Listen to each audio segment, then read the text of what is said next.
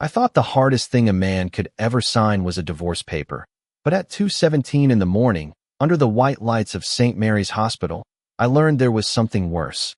A form with the word father printed on it when every bone in your body knew it was a lie. Madison was lying in the hospital bed with one hand over her swollen stomach and the other pressed against her face like the tears were too heavy to hold back. Her mother, Carol, stood beside her in a pale blue cardigan, staring at me like I was the cruelest man in Ohio for hesitating. A nurse had just placed a clipboard on the rolling tray between us, the kind of clipboard people sign without reading because hospitals have a way of making every decision feel urgent. The monitor beside Madison beeped softly. The hallway smelled like disinfectant, burnt coffee, and rain-soaked coats. Outside, a spring storm tapped against the windows, steady and patient, like it had all night to wait for my life to fall apart. "Ethan," Madison whispered, her voice shaking just enough to sound broken. "Please, just sign it. We need to do this for the baby." For the baby. That was the phrase she kept using. Not our baby. Not your son. Not the little boy we had once talked about naming Noah while lying in bed on a Sunday morning, sunlight coming through the blinds, her head on my chest, my hand resting on her hair. Just the baby. I looked down at the form. My name was already typed in neat black letters. Ethan Michael Walker. Below it, a line waited for my signature. Legal acknowledgement. Responsibility. Father. Words that used to mean honor to me. Words that now felt like bricks being stacked on my chest. Carol stepped closer. "If you're a decent man, you'll sign it," she said. "Your wife is scared. She's pregnant. This is not the time for pride." Pride. That almost made me laugh, but nothing in me had enough air for laughter. I was not standing there because of pride. I was standing there because 3 weeks earlier, Madison had told me her due date, and I had done the math in my head while pretending to smile. I remembered the exact week. I had been in Cleveland for 4 nights repairing a failed imaging system at a medical center, sleeping in a cheap hotel off I-71, eating vending machine dinners, calling her every night, and getting her voicemail. I remembered the way she said she was tired. I remembered the way she stopped saying she missed me. And I remembered Dr. Ryan Keller calling her Maddie during the appointment, like the name had lived in his mouth long before I ever heard it. Madison's eyes followed the pen as I picked it up. Her shoulders loosened. Carol exhaled through her nose, satisfied. Even the nurse looked relieved, like I had finally decided to be reasonable. My hand trembled, but not because I was weak. It trembled because a man can spend years building a home, paying bills, fixing leaks, warming up cars in winter, carrying groceries in one trip because his wife laughs when he does it, and still find himself reduced to one line of ink beneath a lie. I lowered the pen to the paper. Madison closed her eyes. She thought I was signing my life away. She thought tears made a good enough curtain to hide behind. But I had read the form. I had asked questions when no one was listening. And I had requested another document before they brought this one in. So I crossed out the acknowledgement line, wrote disputed paternity in firm block letters, and signed only the request for a DNA test. When Madison opened her eyes, the room had changed. Carol's mouth fell slightly open. The nurse stopped moving. The monitor kept beeping, calm and indifferent. I set the pen down beside the clipboard and looked at my wife, the woman I had loved for 11 years, the woman carrying a child I was no longer willing to be trapped by without the truth. My voice came out quiet, steadier than I felt. "I didn't sign because I stopped caring," I said. "I signed because I need to know who I'm being asked to become." Madison's tears stopped too quickly. That was the first real answer she gave me. Ethan Walker had never been the kind of man people noticed first. In a room full of loud voices, polished shoes, and easy confidence, he was usually the one checking whether a chair leg wobbled or whether the thermostat was set too high. That was how I had been built. My father raised me. In a 2-bedroom house outside Springfield, Ohio, where a man's word mattered, his hands stayed busy, and love was measured less by speeches than by what still worked because you fixed it before anyone had to ask. By 39, I had become exactly that kind of man. I worked as a medical equipment engineer, which meant most of my days were spent inside hospitals long before patients ever saw a doctor. I calibrated monitors, repaired imaging systems, checked backup power units, and drove across counties when a machine failed at the worst possible time. My truck had 182,000 miles on it, a dent above the rear tire, and a glove box full of receipts from gas stations and hardware stores. It was not glamorous work, but it mattered. A surgeon could not operate if the screen went dark. A newborn unit could not wait for Monday morning. When people called me after midnight, I answered. That was the life Madison married into 11 years earlier, back when she still smiled at my grease-stained work shirts and called me dependable like it was the highest compliment in the world. We met at a fundraiser in Columbus, in a hotel ballroom where I felt underdressed the second I walked in. She was working the registration table for a hospital charity campaign, wearing a cream dress and laughing with a donor twice her age. She had this way of making people feel like they were the only person in the room. When she turned that light on me, I did not stand a chance. I was there to fix a portable display unit that had failed before the presentation. She handed me a paper cup of coffee and said, "You look like the only person here who actually knows how anything works." I thought that was love starting. Maybe it was. For a while, it felt real enough to build a life on. We bought a small brick house in Dayton with a maple tree in the front yard and a driveway that cracked every winter. I fixed the garbage disposal the week we moved in. I painted the nursery once, years before there was any baby, because Madison said pale yellow felt hopeful. I paid off her last student loan with 3 months of overtime and never mentioned it again. When her marketing job at St. Mary's Hospital started demanding late evenings, I told myself ambition had a cost. When she forgot dinner plans, I reheated mine and saved hers under foil. When she started sleeping on the edge of the bed, turned away from me, I blamed stress. A man can be loyal so long that loyalty starts sounding like an excuse. Looking back, the house had been speaking for months. Her phone face down on the counter. New passwords. Perfume before routine meetings. A second gym bag she never brought home on the same day she took it. I saw each piece and refused to assemble the picture. I thought patience was strength. I thought trust meant not asking the question that might insult the woman you loved. So I kept repairing everything except the one thing collapsing right in front of me. And then, after years of silence growing in the corners, Madison stood in our kitchen under that soft yellow light and told me she was pregnant. I remember the refrigerator humming. I remember the rain ticking against the window. I remember smiling because my body knew the old script before my heart could read the new one. She held up the test with both hands, but she would not meet my eyes. That was the first moment Joy came into the room wearing the wrong face. The pregnancy test stayed on our kitchen counter for 3 days like a small white witness. Madison moved around it every morning, making coffee, checking her phone, smoothing her blouse before work, but she never touched it again. I noticed that. I noticed everything after that. When a man is happy, he forgives details. When a man is afraid, details become nails. She told me the due date on a Thursday night while we were folding laundry in the living room. October 28th. She said it casually, like she was reading the weather. My hand stopped on one of her sweaters. I did the math once, then again, then a third time slower, because sometimes your mind gives you a terrible answer and you check the numbers hoping Mercy made a mistake. But Mercy did not. The window of time landed during the week I had been in Cleveland, 4 nights at the Hampton in near I-71, repairing a magnetic resonance imaging cooling system that kept tripping. Alarms. I remembered that week too clearly. The vending machine turkey sandwich. The hotel room heater rattling at 2 in the morning. Madison sending one text before bed. Exhausted, talk tomorrow. No heart. No goodnight. Just enough words to close the door. I looked at her across the laundry basket and asked, "Are you sure about the date?" Her smile appeared half a second late. "That is what the app says," she said. Not the doctor. Not the blood work. The app. A small answer. A loose thread. I let it hang. 2 weeks later, we went to the first appointment at St. Mary's. The waiting room was painted a soft green that tried too hard to be calming. There were framed photos of babies on the wall, smiling parents, tiny socks, all the ordinary symbols of a future I had once wanted so badly it hurt. Madison sat beside me, tapping her thumb against her phone. She had dressed carefully that morning. Navy dress, silver earrings.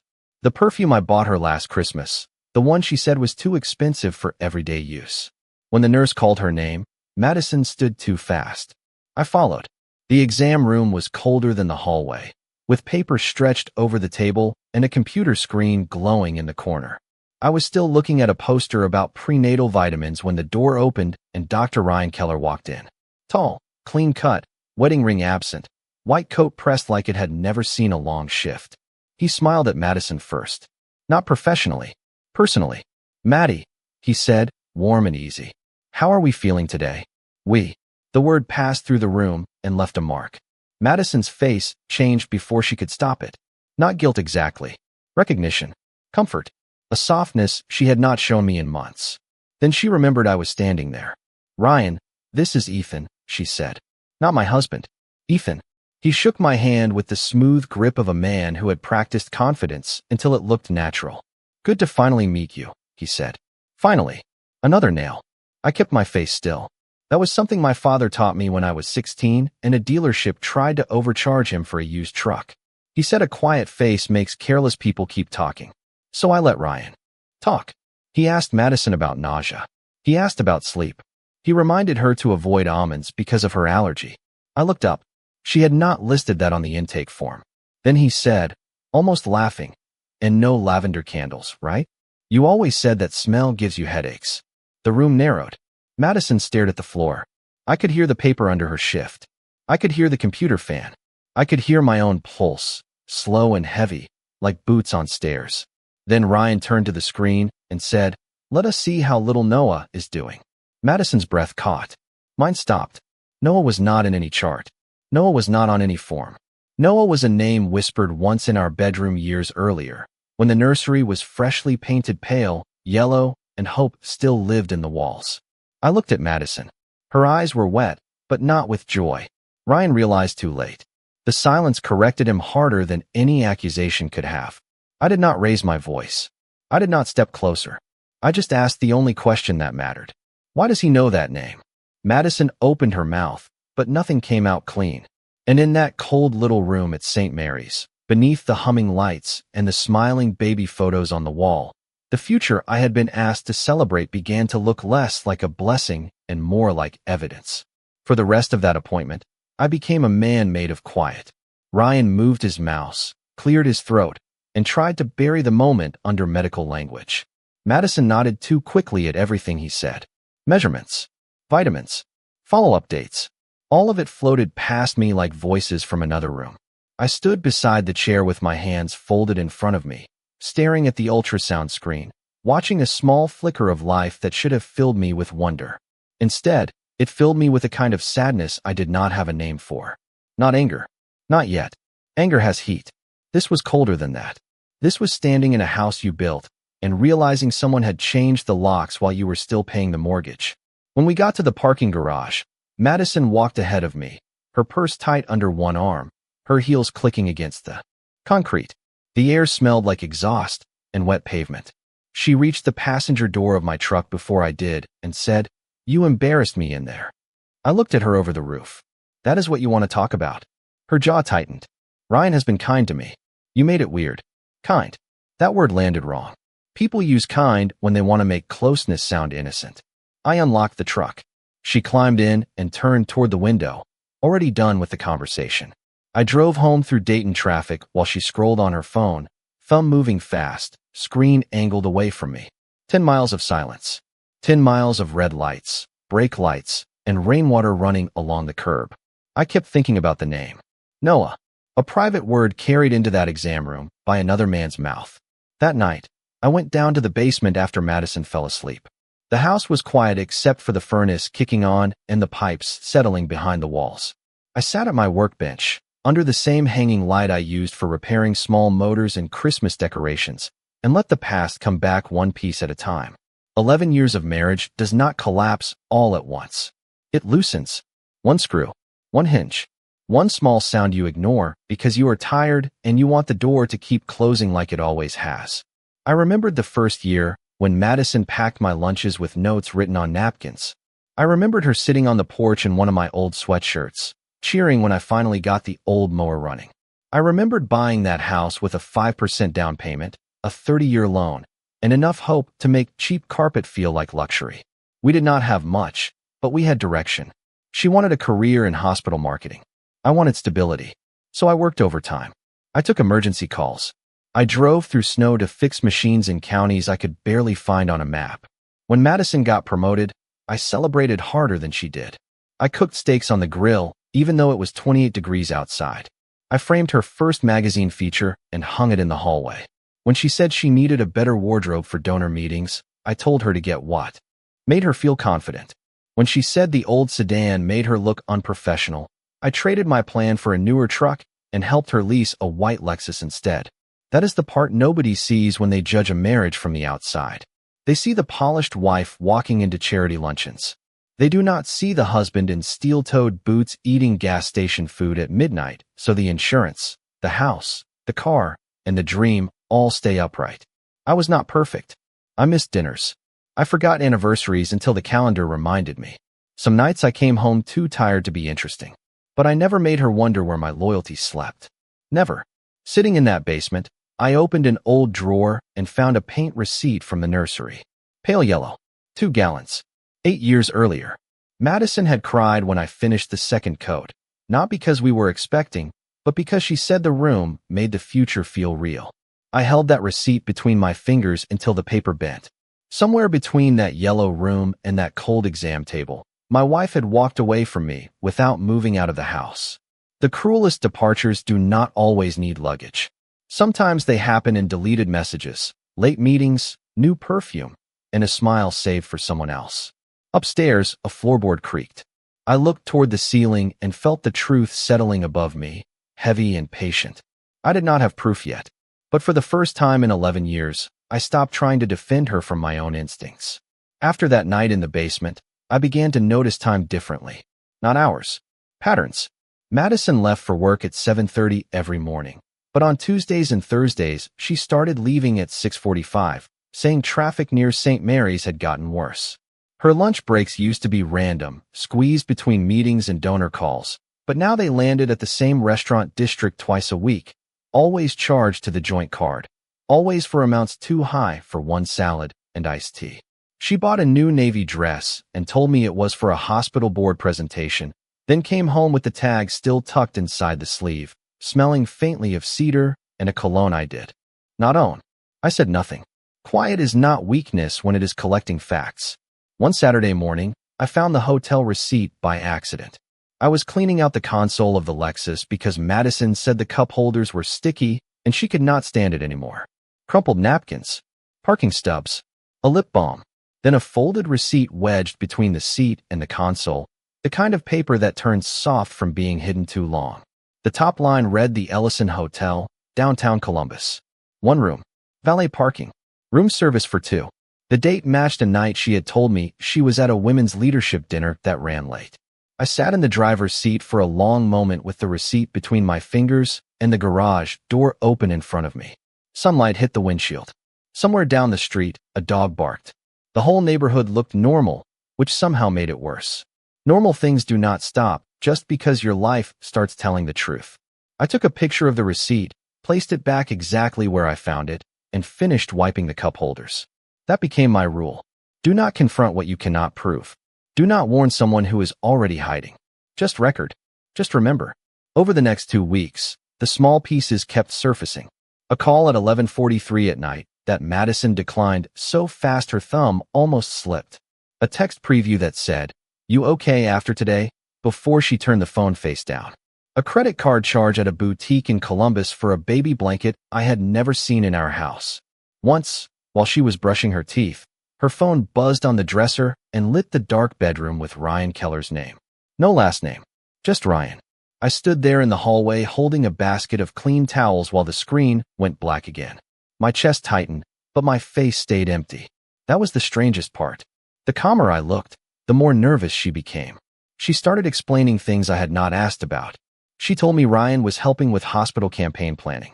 She told me prenatal appointments were confusing, so it was good to have a doctor she trusted. She told me stress was bad for the baby, and my distance was making everything harder. My distance. The word almost impressed me. A guilty person can take the room they set on fire and complain about the smoke. One evening, she invited her mother over for dinner without telling me. Carol arrived carrying a casserole and judgment, both wrapped in aluminum foil. She watched me all night like a prosecutor waiting for a confession. Madison barely ate. Carol talked about how pregnancy makes women emotional, how husbands need to be supportive, How a good man does not make his wife feel alone. I cut my chicken into small pieces and listened. Then Carol said, Madison told me you have been acting suspicious. The fork paused in my hand. Madison stared at her plate.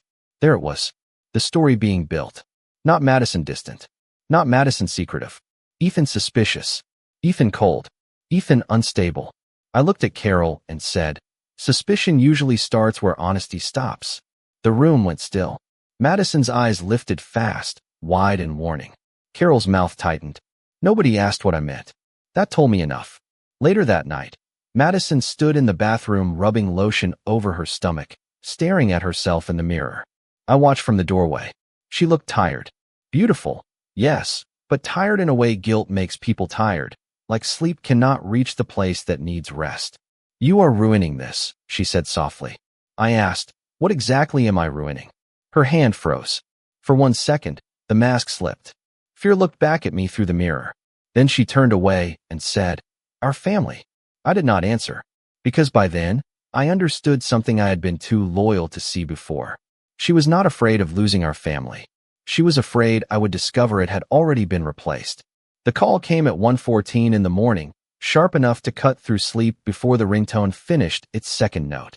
Madison sat up beside me with a sound that was half gasp, half pain, one hand gripping the sheet and the other pressed against her stomach. For 3 seconds, neither of us moved. Then the room changed. The soft blue numbers on the alarm clock, the rain tapping the windows, the quiet hallway outside our bedroom, all of it tightened around the same word neither of us said. Baby. I drove her to St. Mary's with both hands locked on the wheel while she breathed through the discomfort in the passenger seat, her face pale under the passing streetlights. The city was almost empty, just wet asphalt, blinking traffic signals, and the occasional 18-wheeler groaning down the interstate ramp. Madison called her mother before we were out of the neighborhood. She did not call me by name once. She just kept saying, Mom, I am scared. Mom, please hurry. By the time we reached the hospital entrance, Carol was already on speaker, telling her not to worry, telling her I needed to stay calm, telling her everything would be fine as long as nobody made this harder than it had to be. Nobody. I knew who she meant. Inside, the emergency entrance glowed white against the dark, and a nurse moved Madison into a wheelchair while I parked the truck in the garage. I sat there for 10 seconds after shutting off the engine, listening to the cooling metal tick under the hood.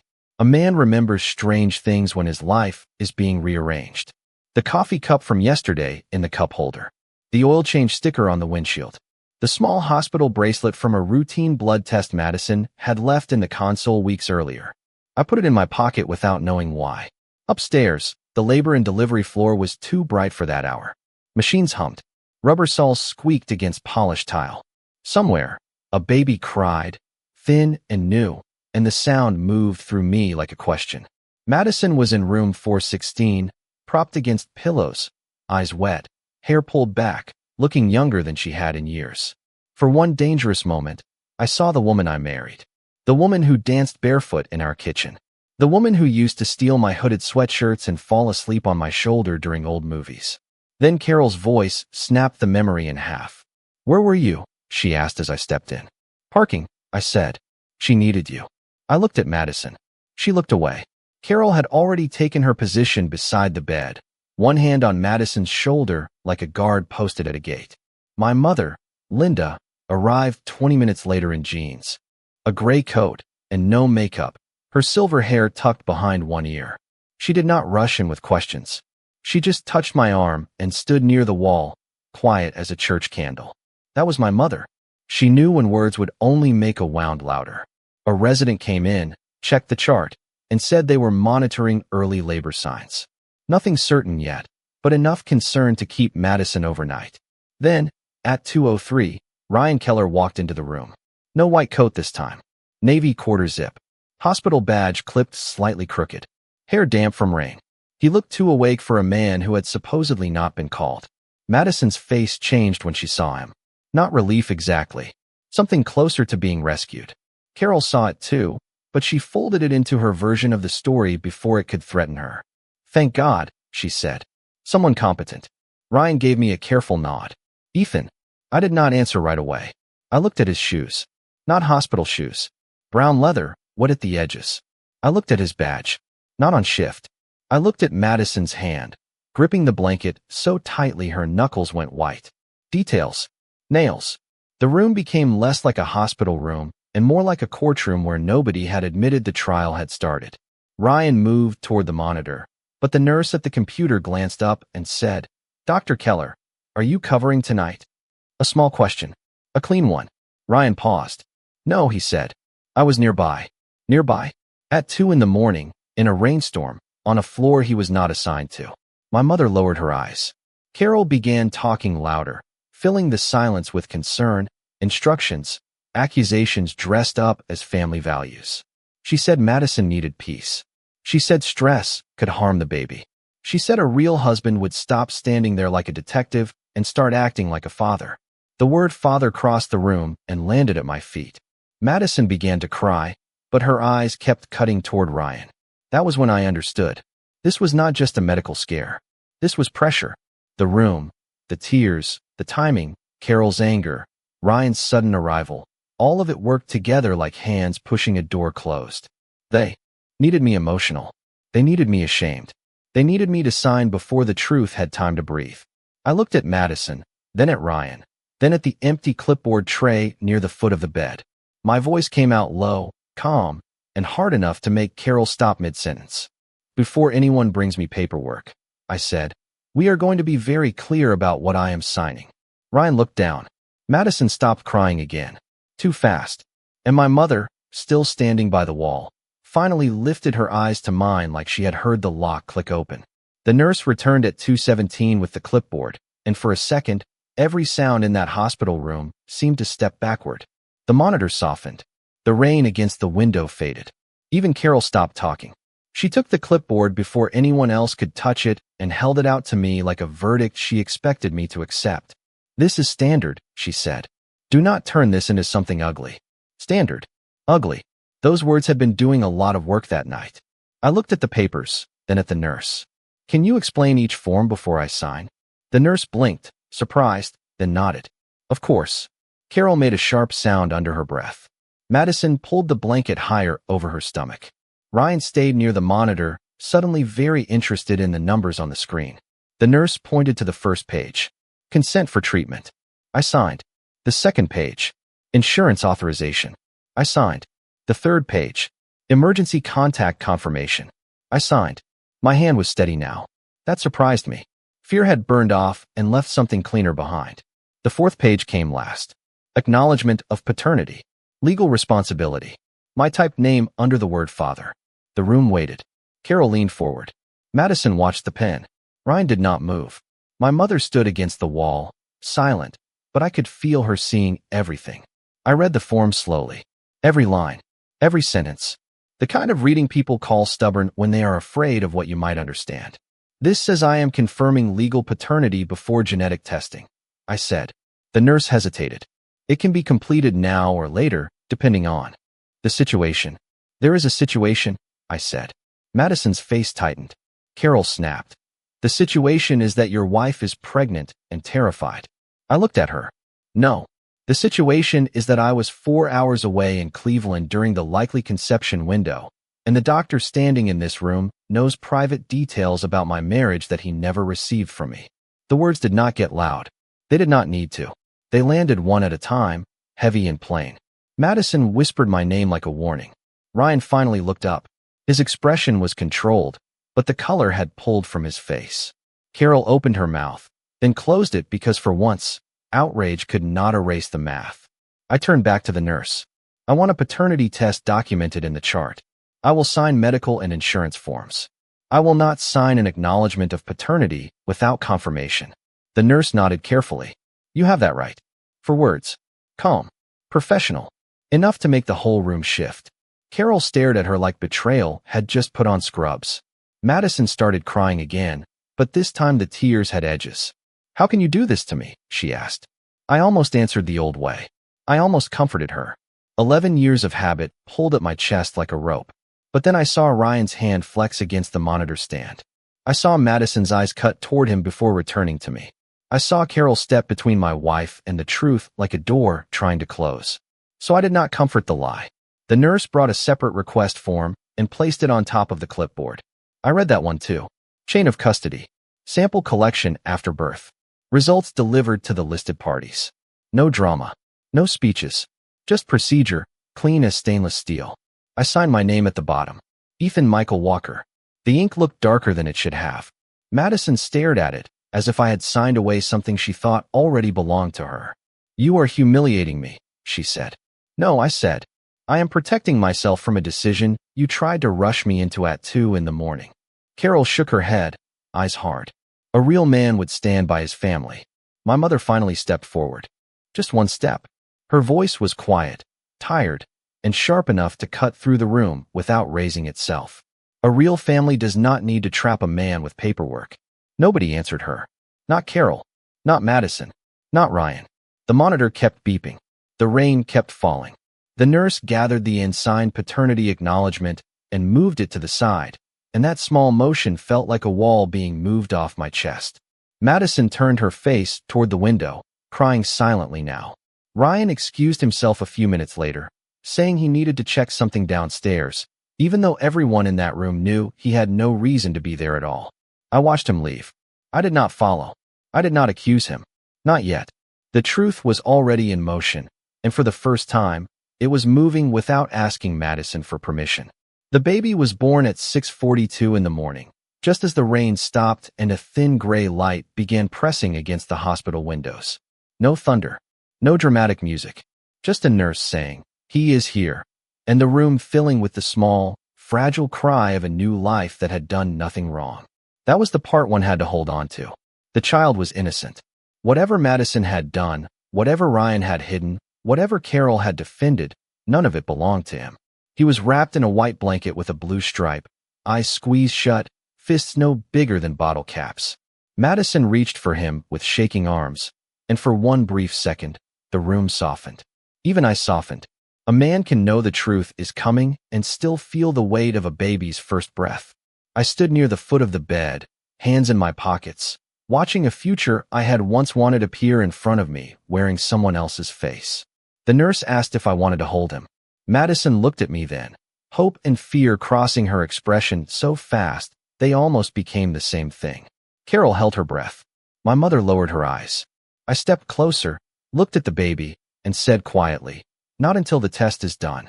Madison flinched like the sentence had touched a bruise. The nurse did not argue. She only nodded and began the process, gentle and professional, labeling samples, checking bands, confirming names, chain of custody, sterile swabs, clear bags, initials on every seal. It was strange how ordinary truth looked when it was handled correctly. No shouting, no lightning, just paperwork, cotton, ink, and time. Ryan never came back to the room after the delivery. Not once. A different doctor checked on Madison. A different nurse updated the chart. His absence was louder than any confession he could have made.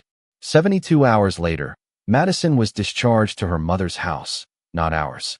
She said she needed support. Carol said I had made home unsafe emotionally.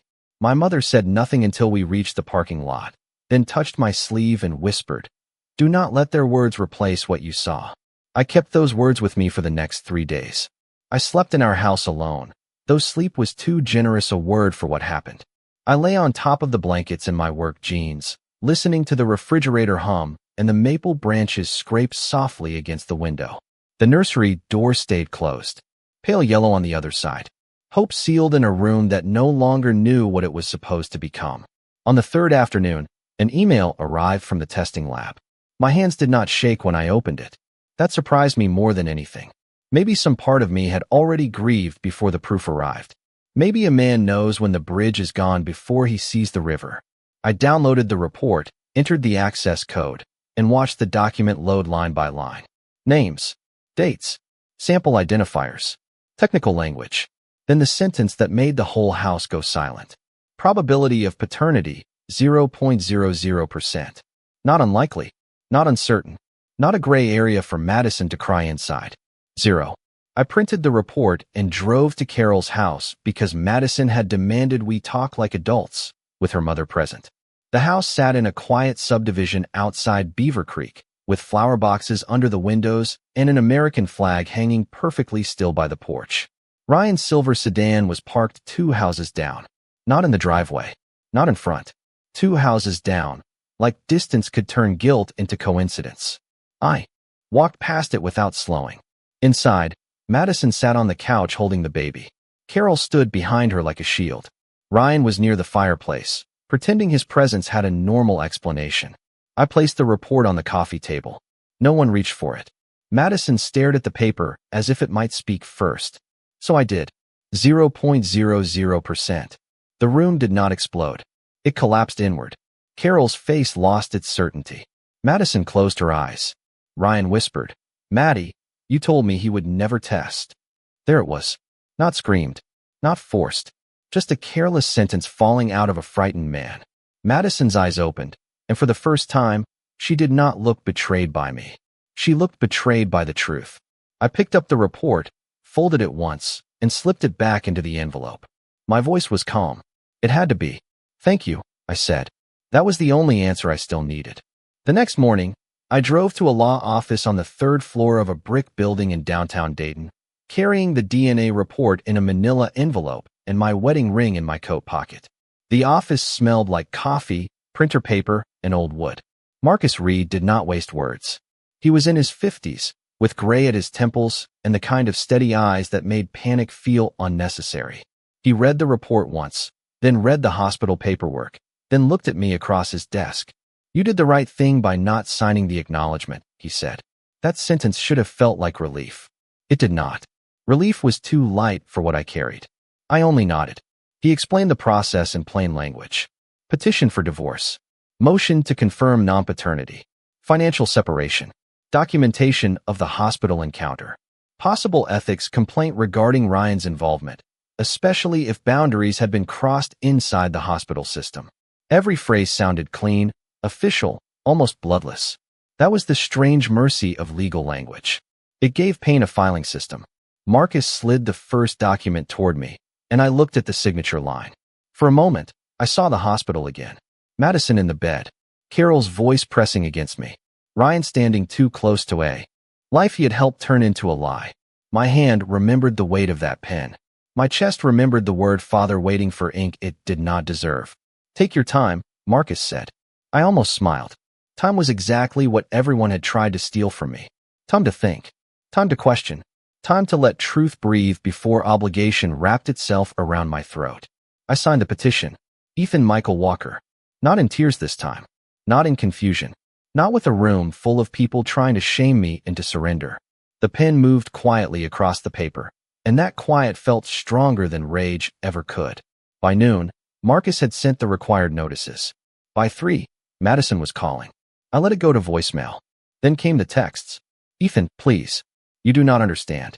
It was complicated. I was scared. Ryan means nothing. My mother is making everything worse. Please come over. We can still be a family." I read each message once and saved it. No replies. No arguments. No emotional courtroom on a phone screen. That evening, I returned to the house and opened the nursery door for the first time in days. The pale yellow walls looked softer than I remembered, almost innocent. The old receipt from the paint store was still on my workbench downstairs, folded at the corner from the night I held it too tightly. I stood in that room and let myself mourn what had never arrived. Not the baby. He was not mine to lose, and he deserved a life unburdened by adult lies. I mourned the version of me who had believed love could be maintained by effort alone.